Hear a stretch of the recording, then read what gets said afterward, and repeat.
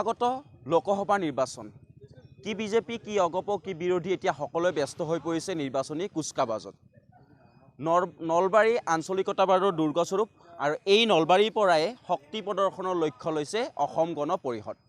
নমস্কাৰ প্ৰিয় দৰ্শক, মই মৃদুল কলিতা আৰু আপোনালোকে চাবলৈ লৈছে B24 অসমেনি। মই বৰ্তমান উপস্থিত আছোঁ নলবাৰীৰ শ্বহীদ মুকুন্দ কাকতি অসামৰিক বাসস্থান বাকৰিত। ইয়াত কাইলৈ অৰ্থাৎ 8 জানুৱাৰীত অনুষ্ঠিত হ'ব অসম গণ পৰিষদৰ এখন বিশাল সভা। বৰপেটা লোকসভা সংসদীয় সমষ্টিৰ অন্তৰ্গত আটাইবোৰ বুথ কমিটিক লৈ ইয়াত অনুষ্ঠিত হ'ব এক বিশাল সভা, যিখন সভাত অগপৰ কেন্দ্ৰীয় নেতৃবৃন্দৰ লগতে প্ৰায় 10 সহস্ৰাধিক লোক ইয়াত উপস্থিত হ'ব বুলি ইতিমধ্যে আমি জানিবলৈ পাইছোঁ। আৰু ইতিমধ্যে প্ৰস্তুতি প্ৰায় তুংগত উঠিছে আৰু প্ৰস্তুতিৰ বুজ ল'বলৈ আহিছে অসমৰ অগপৰ কেন্দ্ৰীয় নেতা কেন্দ্ৰীয় সম্পাদক দিলীপ কুমাৰ দাস। আমাৰ সৈতে দিলীপ কুমাৰ দাস আছে। আমি পোনে তেখেতৰ পৰা প্ৰস্তুতি সন্দৰ্ভত আৰু কাইলৈ মিটিঙৰ সন্দৰ্ভত কিছু কথা জানিবলৈ প্ৰয়াস কৰিম। কাইলৈ আমি জানিব পৰা মতে এখন বিশাল সভা ইয়াত অনুষ্ঠিত হ'ব আৰু যি প্ৰস্তুতি দেখিছোঁ ইয়াত 10 সহস্ৰাধিক লোক ইয়াত নিশ্চয় সমবেত হ'ব। এই সন্দৰ্ভত কি ক'ব? আপুনি ঠিকেই কৈছে। আপোনালোকে জানি সুখী হ'ব যে বৰপেটা লোকসভা সংসদীয় সমষ্টিৰ অন্তৰ্গত নলবাৰী জিলাৰ সহযোগত আৰু বৰপেটা লোকসভা সংসদীয় সমষ্টিৰ উদ্যোগত ইয়াতে বুথ সন্মিলনী এখন হ'বলৈ গৈ আছে। এই বুথ সন্মিলনীখনত আমাৰ দলৰ কেন্দ্ৰীয় নেতা সন্মানীয় সভাপতি মাননীয় শ্ৰীযুত অতুল বৰাদেৱ, সন্মানীয় কাৰ্যকৰী সভাপতি মাননীয় শ্ৰীযুত কেশৱ মহন্তদেৱ, অগপ দলৰ মাৰ্গদৰ্শক ফণীভূষণ চৌধুৰীদেৱ আদিকে ধৰি দলৰ কেন্দ্ৰীয় নেতৃবৃন্দ, সম্পাদকসকল, বিধায়কসকল আদিকে ধৰি সকলো ভাতৃ ভগ্নী সংগঠনৰ অসম গণ পৰিষদ দলৰ সভাপতি সমন্বিত বিষয় বিভাগ কৰ্মকৰ্তাসকল আৰু আটাইতকৈ আমাৰ মৰমৰ আমাৰ আদৰৰ বুথ সন্মিলনীৰ সভাপতি সম্পাদকসকল এই সভাত উপস্থিত থাকিব। কাইলৈ কেনেকুৱা কাৰ্যসূচীৰে সভাখন অনুষ্ঠিত হ'ব? কাৰ্যসূচী বুলি ক'বলৈ গ'লে প্ৰথম আমাৰ কেন্দ্ৰীয় নেতৃবৃন্দক আমি ঘগ্ৰাপাৰ চকৰ পৰা আমাৰ য'ত আৰম্ভ হয় বৰপেটা সংসদীয় লোকসভা সমষ্টি, তাৰ পৰা তেখেতক 500 বাইকেৰে দুচকীয়া বাহনেৰে আমি কেন্দ্ৰীয় নেতৃবৃন্দক আদৰি অনাৰ প্ৰস্তুতি কৰিছোঁ আমাৰ নলবাৰী শ্ৰী শ্ৰী হৰি মন্দিৰ প্ৰাংগণলৈ। আৰু আমাৰ শ্ৰী শ্ৰী হৰি মন্দিৰ প্ৰাংগণৰ পৰা আমাৰ দলীয় কেন্দ্ৰীয় নেতৃবৃন্দক আমাৰ সন্মানীয় সভাপতি মহোদয়, সন্মানীয় কাৰ্যকৰী সভাপতি মহোদয়, সন্মানীয় মাৰ্গদৰ্শক ফণীভূষণ চৌধুৰীদেৱ আদিকে ধৰি কেন্দ্ৰীয় নেতৃবৃন্দক আমি শ্ৰী শ্ৰী হৰি মন্দিৰৰ পৰা ঢলে ডগৰে প্ৰায় 5,000 লোক একেলগে সমবেত হৈ তেখেতসকললৈ আমাৰ এই শ্বহীদ মুকুন্দ কাকতি বাছ আস্থানৰ বাকৰিলৈ আমি আদৰি আনিম। কেনেকুৱা প্ৰস্তুতি ইতিমধ্যে কেনেকুৱা হৈছে?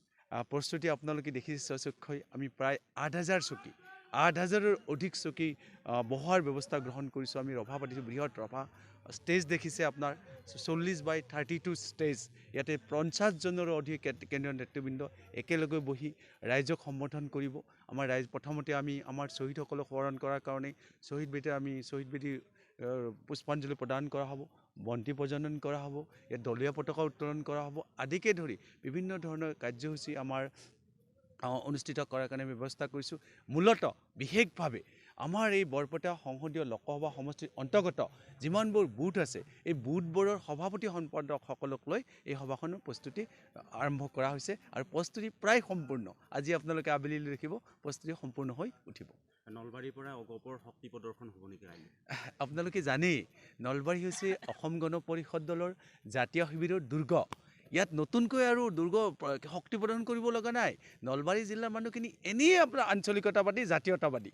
ইয়াত আপোনালোকে জানে বিগত সময়ত আমাৰ নলবাৰীৰ পৰা 8জনকৈ বিধায়ক আছিলে, 3-4জন মন্ত্ৰী আছিলে।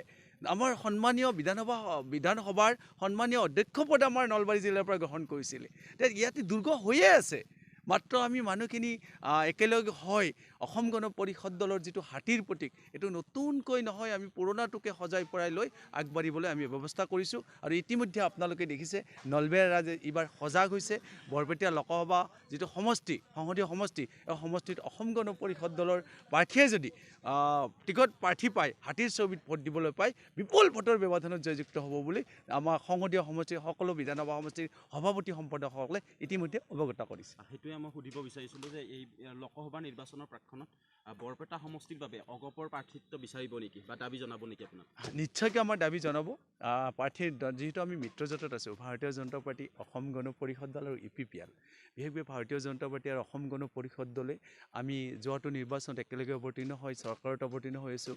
2জনকৈ আমাৰ মন্ত্ৰী আছে, কেইবাজনো আমাৰ সন্মানীয় চেয়াৰমেন, ভাইচ চেয়াৰমেন আছে, বা দলীয় বিষয়বাবত আমি গোটেইবোৰ আছোঁ যিহেতু আমি একেলগে মিত্ৰজোঁটত আছোঁ মিত্ৰজোঁটে যদি আমাক এই চিটটো বৰপেটীয়া সন্মানে লোকসভা সমষ্টিটোত অসম গণ পৰিষদক প্ৰাৰ্থিত্ব কৰিবলৈ আগবঢ়াই দিয়ে নিশ্চয়কৈ জয়যুক্ত হ'ব আৰু নিশ্চয়কৈ আমি দলগতভাৱে আমাৰ দলীয় নেতৃত্বই এইটো বিচাৰিব হয় সেয়া আছিল অগপৰ কেন্দ্ৰীয় সম্পাদক দিলীপ কুমাৰ দাসৰ মন্তব্য ইতিমধ্যে সহযোগী মনোযোগী দেখুৱাই আছে বিশাল প্ৰস্তুতি বুলি ক'ব পাৰি আৰু প্ৰস্তুতি প্ৰায় তুংগত উঠিছে ইয়াত প্ৰায় 8 সহস্ৰাধিক লোকক উপস্থিত হোৱাৰ সম্ভাৱনা আছে আৰু অগপৰ প্ৰায় কেন্দ্ৰীয় প্ৰতিগৰাকী নেতৃত্ববৃন্দ যি অগপ দলৰ সভাপতি তথা মন্ত্ৰী অতুল বৰা কাৰ্যকৰী সভাপতি কেশৱ তথা মন্ত্ৰী কেশৱ মহন্ত আৰু অগপৰ জ্যেষ্ঠ নেতা ফণীভূষণ চৌধুৰীকে ধৰি আটাইবোৰ বিধায়ক তথা বিভিন্ন নেতা কৰ্মীৰে ইয়াত ভৰি পৰিব মুঠতে ক'বলৈ গ'লে নলবাৰীৰ পৰা অগপই লোকসভাৰ প্ৰাক্ষণত দেখুৱাব বিচাৰিছে শক্তি প্ৰদৰ্শন আৰু ইতিমধ্যে নেতাগৰাকীয়ে ক'বলৈ বিচাৰিছে যে বৰপেটা লোকসভা সমষ্টিৰ বাবে এইবুলি